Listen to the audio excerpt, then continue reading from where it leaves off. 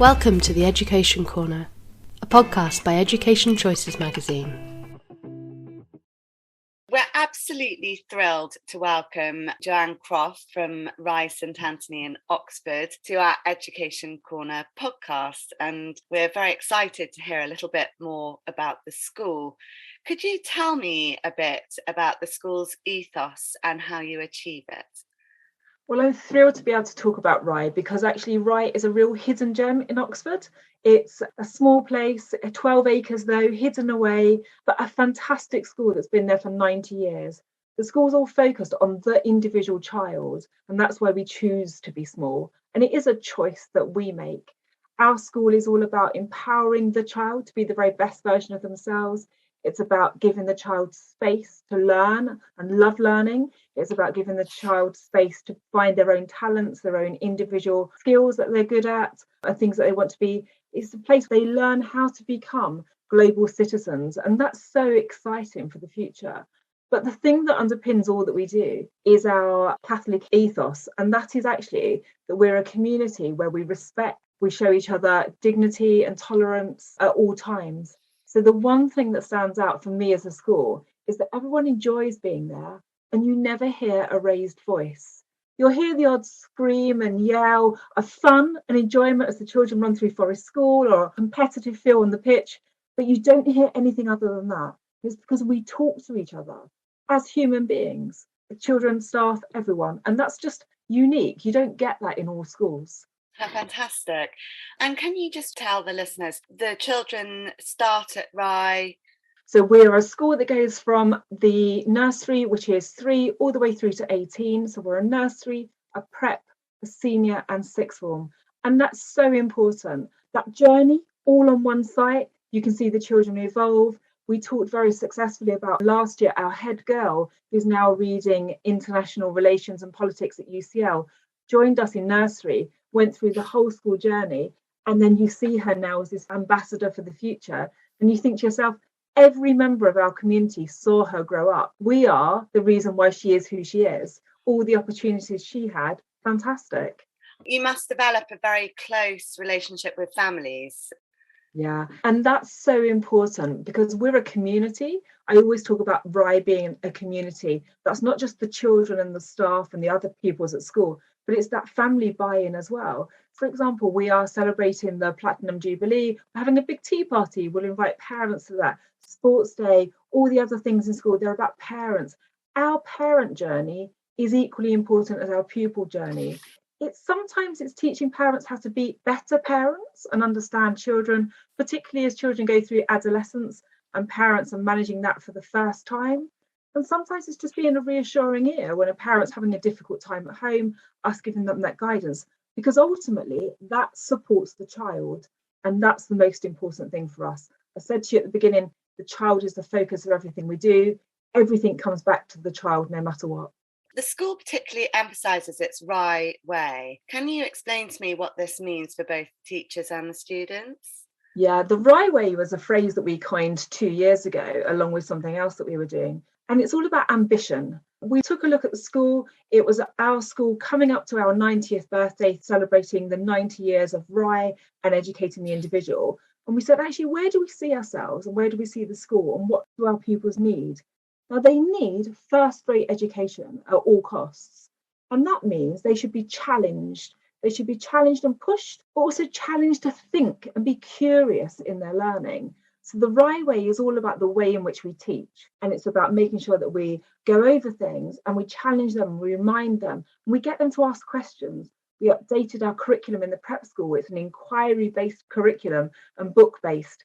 We now ask lots of questions. We want our children to be questioning what they're learning and asking questions for the next step. Curiosity is at the heart of everything. And for our students, it means that they get to see the passion of the teachers in their subjects. So it's not just at GCSE teaching the specification, it's the rest of that subject as well, which actually is really important because it's the rest of it that sparks the passion for future study.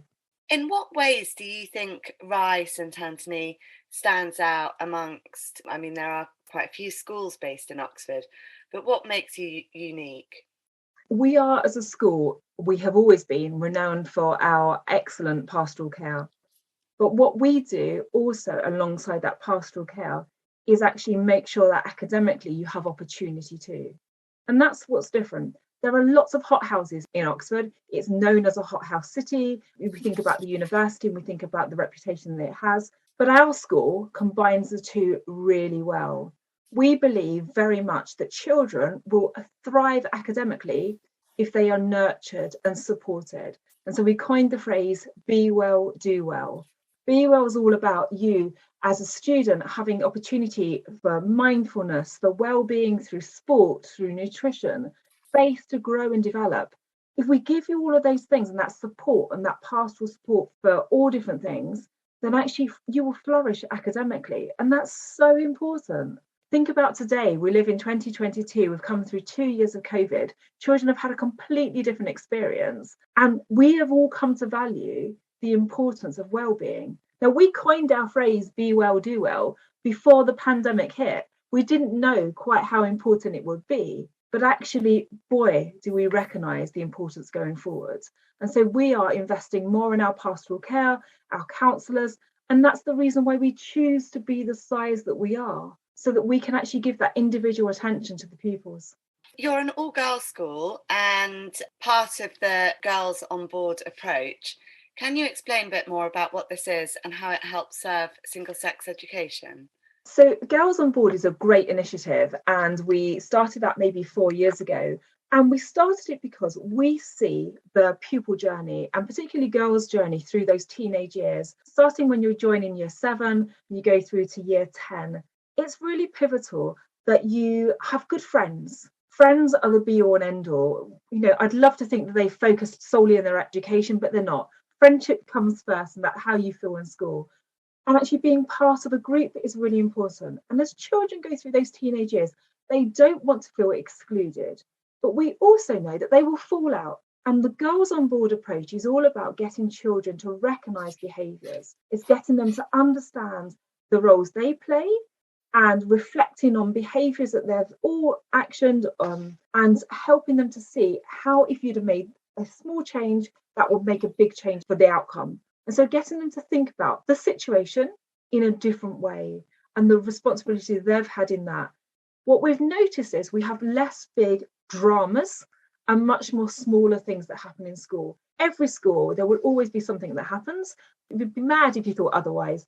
But actually what's so important is that we teach our children how to proactively and also reactively respond to situations, so that if they happen to them when they're 20, 25 in the workplace, they can manage that. The worst thing would be that we had a school, or we were a school that provides an education where we do everything for children.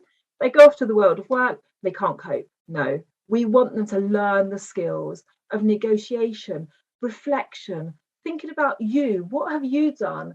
And actually responsibility for yourself and for others. And I talk about, global citizens. They're community citizens in school, but they're global citizens of this massive world that's, with technology, it's smaller and smaller. But how exciting also. We're empowering them through Girls on Board, and that's crucial. And as you say, it's being able to manage and discuss things and problem solve, isn't it? Absolutely. Every child is different. Every child has different needs. And for us, it's about taking them on that journey and making sure that we understand them. And that's part of the Girls on Board as well, getting to know the children better and seeing and helping them grow as a person. For us, it's really about developing the whole person, not just academically, but also socially, personally. How do you ensure that each child at the school is noticed and supported in terms of their academics as well as their physical and emotional well-being? So really important is that we have our small groups. So our tutors are the first point of call. So getting to know those children, getting to know them academically and pastorally, giving them opportunities. And then we have different coordinators in school as well. So we have a gifted and talented coordinator. We have a Senko for learning support. And each of the teachers has a responsibility too for making sure that they're drawing out the strengths of the child, or keeping their eye out. A child who seems unhappy, picking that person up, working out what's going on, making sure that that communication between the pastoral and the academic is really clear.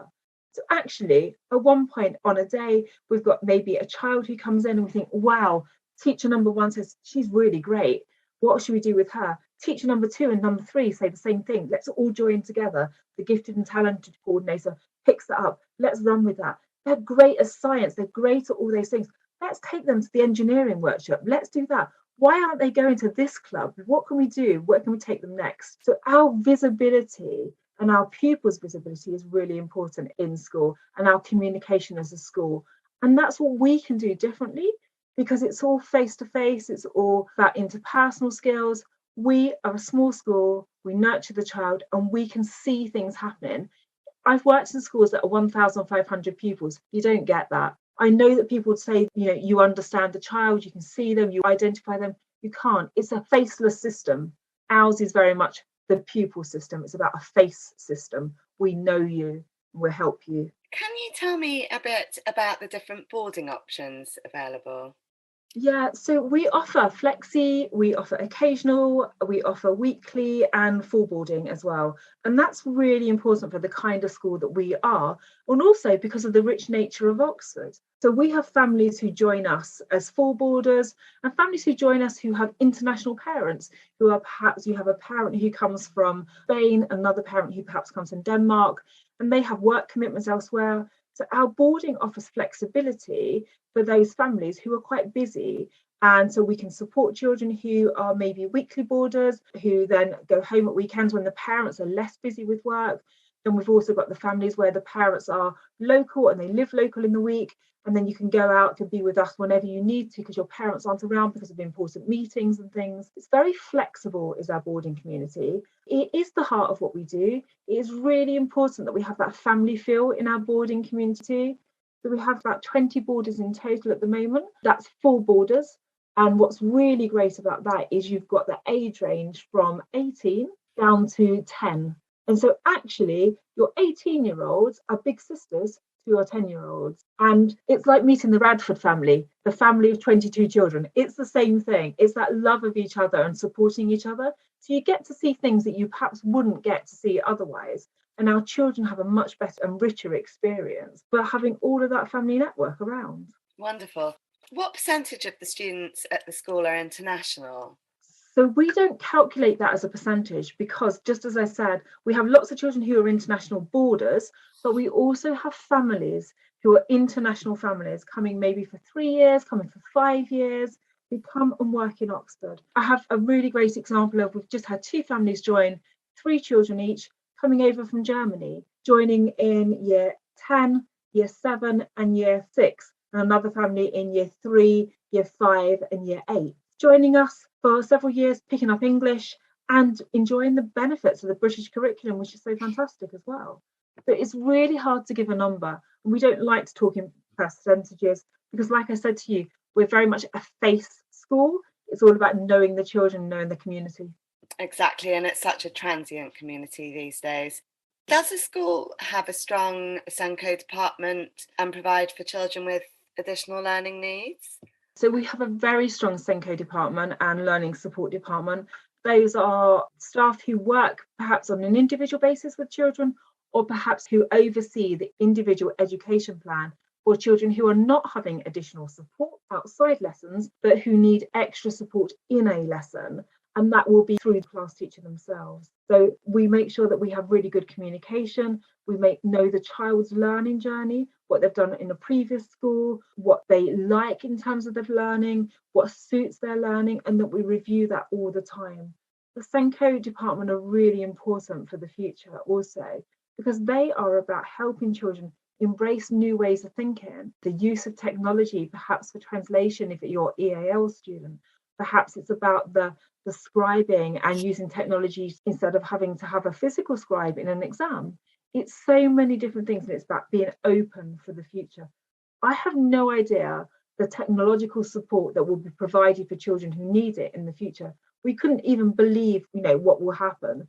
But let's embrace things as they come along. That's super important. Alongside our SEN, though, is a really strong team of G&T, and that's really important because we believe some children who may be dyslexic are also the most able children, and actually making sure they're given that stretch as well as that support is crucial. I couldn't agree more. You do offer bursaries. How's the best way for a family to apply if that's something that they're interested Yes. in? So we offer bursaries. There's a means tested bursaries for anyone who wishes to apply for the senior school upwards. And the best way to find out more about that is firstly to look at the website ryestantantony.co.uk or contact the registrar, and she will be able to send out information about the process and the applications. The one thing to remember about bursaries is that they are completely confidential. It's really important that parents know that. And I know some parents feel that they don't want to apply because it's so private and they're embarrassed. Actually, never be embarrassed. Actually, if we can help, we will do all we can. And it is a confidential process. And finally, the school is very lucky. You're located in Oxford. How do you think that being in Oxford benefits the school? We are so lucky to be in Oxford because you've got the best of both worlds. You've got the beautiful countryside 5 minutes away, and then you've also got the busyness and the bustling nature of Oxford itself.